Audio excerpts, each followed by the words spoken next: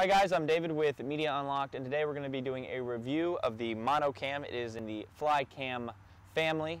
Other well-known Flycams are going to be the GlideCam. It is probably the most well-known Flycam. It's what most bigger name YouTubers would use is the GlideCam. But I have found the MonoCam here, and I really like it. To me, it is a little bit better than the GlideCam because some of the features it has. One of the really cool things about it is, hence MonoCam, it allows you to actually use it as a monopod, and it has a base. While the base is not really going to hold your DSLR up, but it will help steady your DSLR as long as you have a hand on it. As well, the base pivots, so you can actually pivot your base, which is really nice. And it sticks a little bit, which is really good, so it's not, it doesn't get stuck. It doesn't get too tight, or it's not too loose where it's just all over the place. It's kind of in between, which is really nice.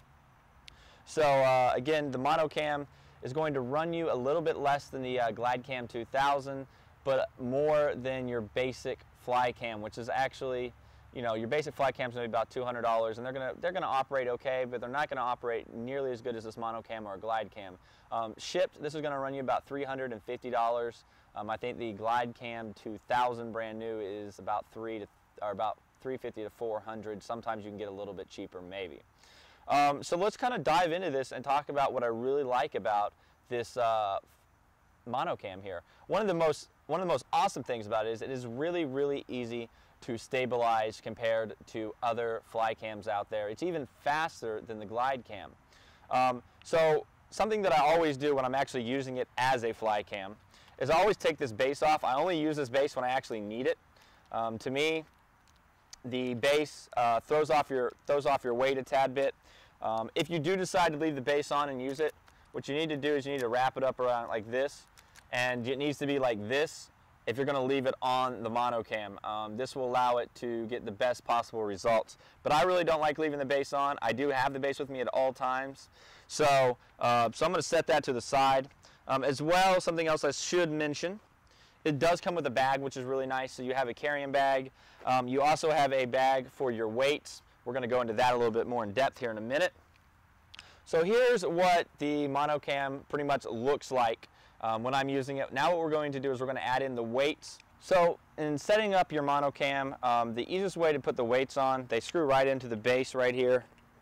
And again, make sure all this stuff is put up and tightened good. So with the base, I like to run it with the base instead of against it. So instead of sitting out here like this, I like to run it like this. And let's screw this in. So as you can see, there it is, like that, and it's pretty straightforward. Tighten that in just a tad bit more, and there you go. So you can take these weights off. They break down to 3 separate weights, as you guys can see.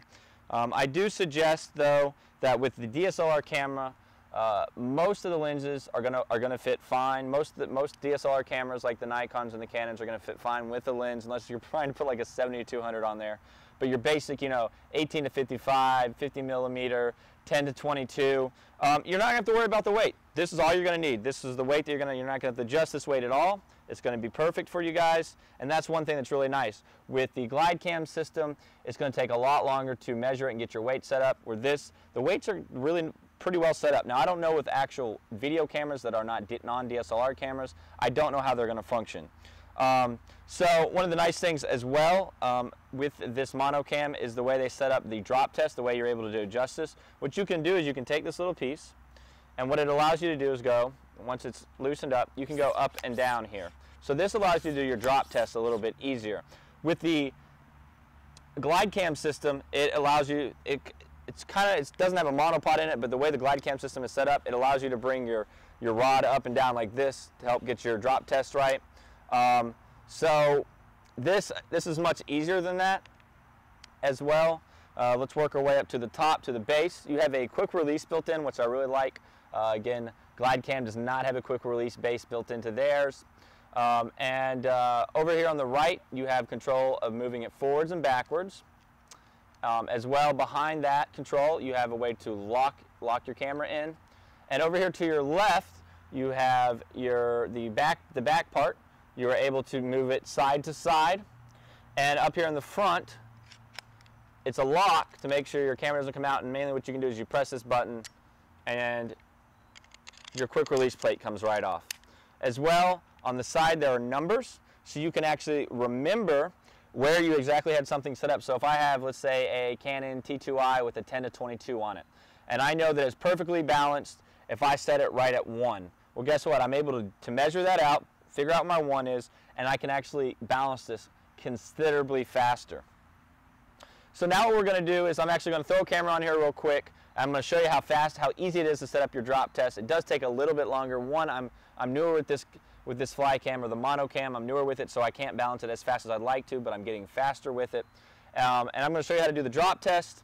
And then we're going to actually show you some footage. Other really nice aspects about the MonoCam that I haven't mentioned yet. It's a carbon fiber body. It weighs 2.3 pounds, and it can hold up to 5.5 pounds.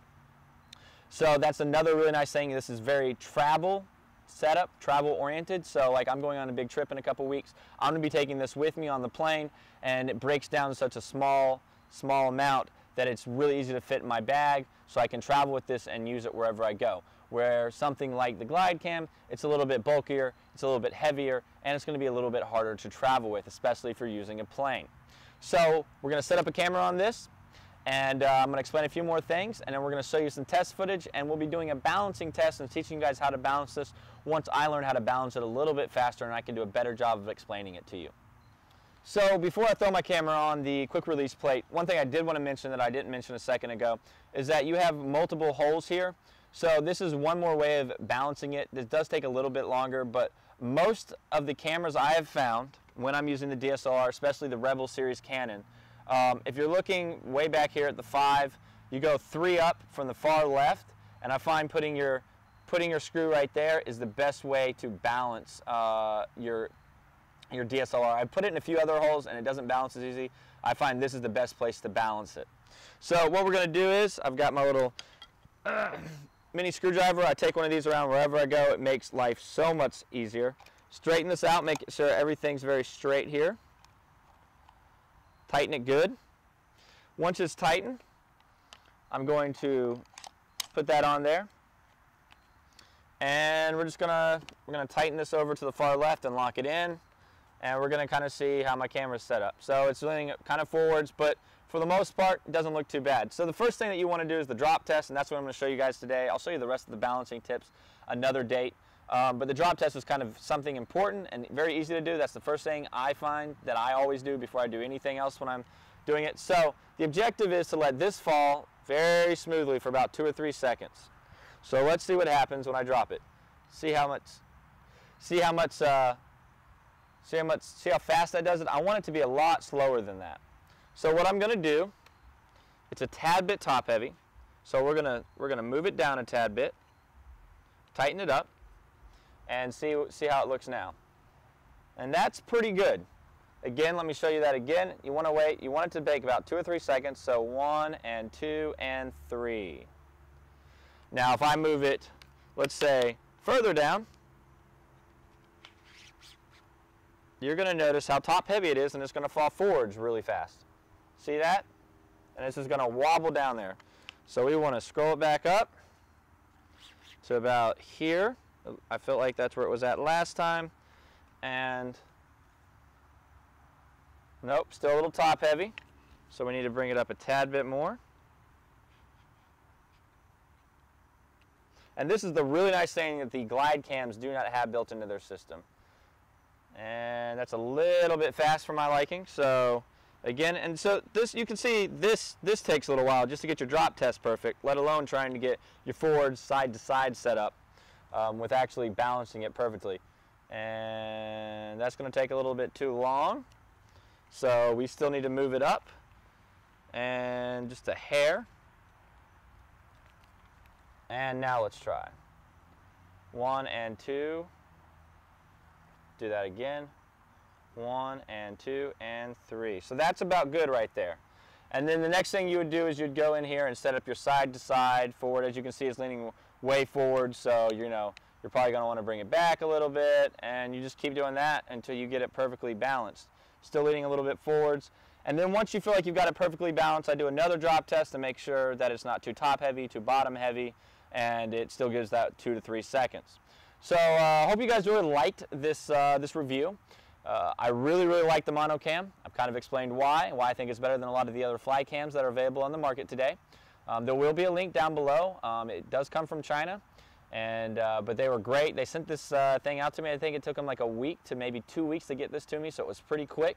It seems to be pretty well made. It does have a few plastic parts I feel like they could break, but they seem to be holding up really well. I've had this for close to a month now, and I've used it on quite a few projects. So customer service with them has been great. Anyways, there will be a link down below to their eBay channel, or the eBay setup. So if you guys would like to order one of these, you can do that. Feel free to ask any comments or anything like that. Enjoy our little video after this of showing you guys of us actually using it. Check us out on Twitter at Media Unlocked, Facebook at David D Images, and of course our website will have a really nice write-up on this on our blog at MediaUnlocked.net. You guys have a great day. Enjoy the footage.